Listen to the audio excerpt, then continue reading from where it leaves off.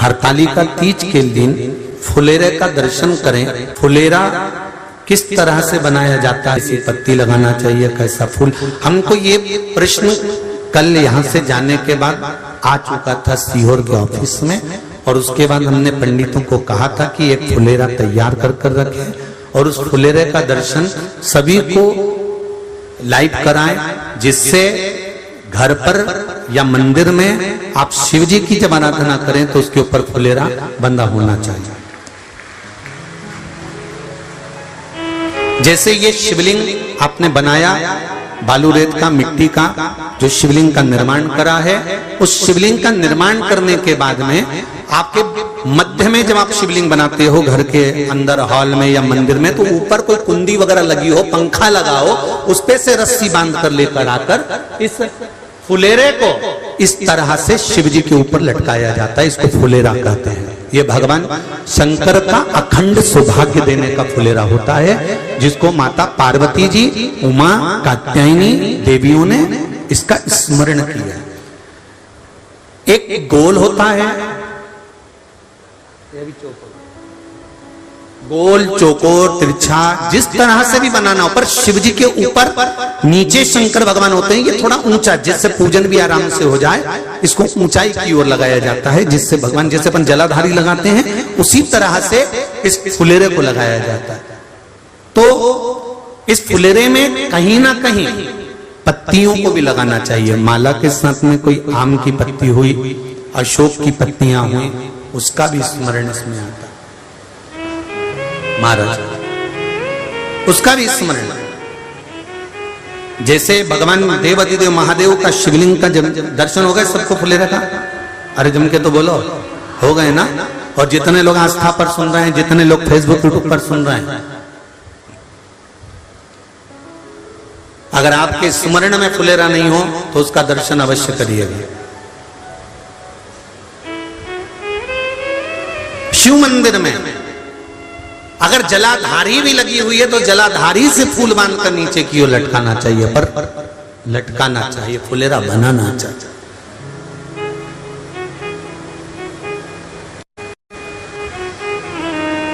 सात फल हैं फुलेरा के। कितने फल हैं? 7। ध्यान दीजिएगा। पहला, फुलेरा जो नारी व्रत करती आती है और व्रत कर्म उसका चलता रहता है, उस व्रत कर्म के अंतर्गत मान लो किसी कारणवश बीमारी में, कोई गमी के अंतर, कोई सूतक सावड़ के अंतर्गत अगर नारी पूजन नहीं कर पाती है, पूजन नहीं कर पाई और उसने केवल फुलेरे का दर्शन ही कर लिया, अपने पलंग पर पड़ी पड़ी भी फुलेरे का दर्शन कर लिया है, तो नारी को हरतालिका तीज के व्रत का फल प्राप्त हो जाता है। 7 फल हैं भगवान शंकर के हरतालिका तीज के फुलेरे का। पहला फल व्रत का मूल। दूसरा, यदि कोई नारी आई और उसके संतान नहीं, 10 साल, 8 साल, 5 साल, 6 साल, 7 साल, 12 साल, 15 साल हो गए, उस फुलेरे का मात्र स्मरण कर कर एक पुष्प भी उसने अगर हल्दी कुंकू का लगाकर उस फुलेरे का टच कर कर भगवान शिव के पावन चरणों में रख दिया है और विनती कर कर गई है, तो अगला फुलेरा वो खुद बनवाती है, उसकी गोदी में संतान आ ही जाएगा। अगला फुलेरा वो खुद बनवाएगी, के जाएगी, जी अगली बार फुलेरा मेरी तरफ से बनवा देना, मंदिर में फुलेरा मेरी तरफ से लगवाना, अगली बार जब तुम पूजन करो तो फुलेरा मेरी तरफ से बनवाना। ये फुलेरे का महत्व। तीसरा, महाराज हम कोई दान, गौदान, हरतालिका तीज की किताब है आपके यहाँ, जो लोग पढ़ते होंगे हरतालिका तीज की किताब, उसमें लिखा है ब्राह्मण देव को ये दान देना है, ऐसा दान देना है। अब कोई गरीब है, कोई साधारण है, नहीं है किसी की कैपेसिटी, नहीं दे सकता, तो क्या होता है?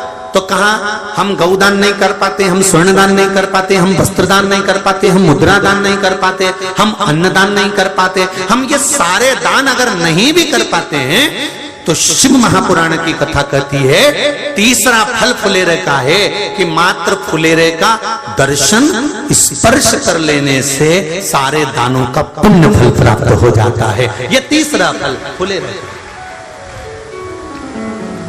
अब हरतालिका तीज का फुलेरे का चौथा महत्व है महाराज। चतुर्थ महत्व हरतालिका तीज के फुलेरे का है जो कुंवारी कन्या हरतालिका व्रत करती है,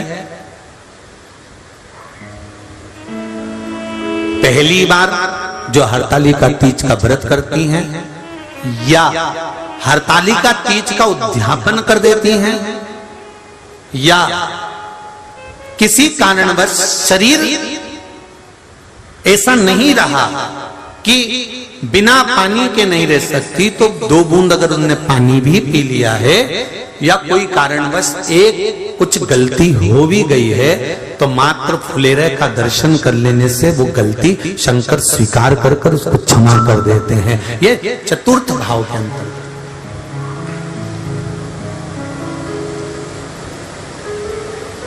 फुलेरे का अगला वर्णन करा गया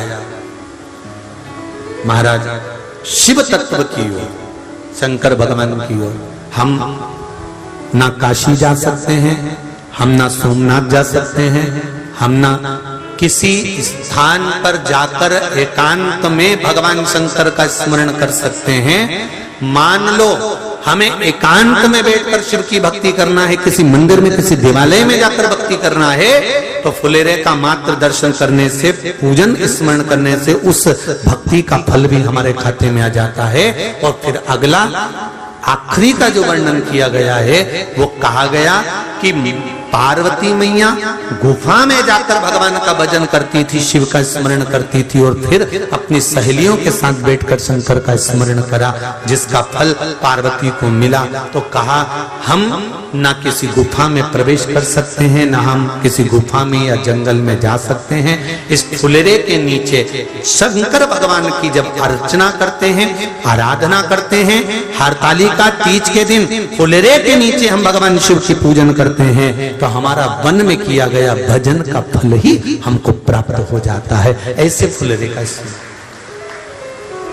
हरतालिका तीज का पूजन व्रत कुंवारी कन्या कर सकती है, शादी होने के बाद भी नारी कर सकती है। अंतिम अवस्था तक प्राण छूटे तब तक हरतालिका तीज का व्रत नहीं छोड़ना चाहिए। एक व्रत हमेशा याद रखो, एक एकादशी और एक हरतालिका। हाँ इतना जरूर है, ज़्यादा शरीर बेकार हो गया, बुढ़ापा आ गया, शरीर नहीं साथ दे रहा, तो कुछ फल खा लो, कुछ चाय दूध जूस आप लेकर कर लो। इतना भी नहीं बने, शरीर बहुत ही बेकार हो गया, तो आप एक समय फल का फलहार धारण कर लो, ठीक है। पर हरतालिका व्रत करने वाली माताएं भले उद्यापन कर दे तो उस व्रत को थोड़ा हल्का कर लो। उद्यापन करा मतलब तुमने व्रत को हल्का कर लिया, थोड़ा हल्का कर सकते। हरतालिका तीज का जो व्रत का उद्यापन करते हैं उसमें 5 चीज रखते हैं ना, 5 कपड़े स्त्री के, 5 कपड़े पुरुष के, 5 तरह का अनाज, 5 तरह का फलहार, 5 तरह का फल।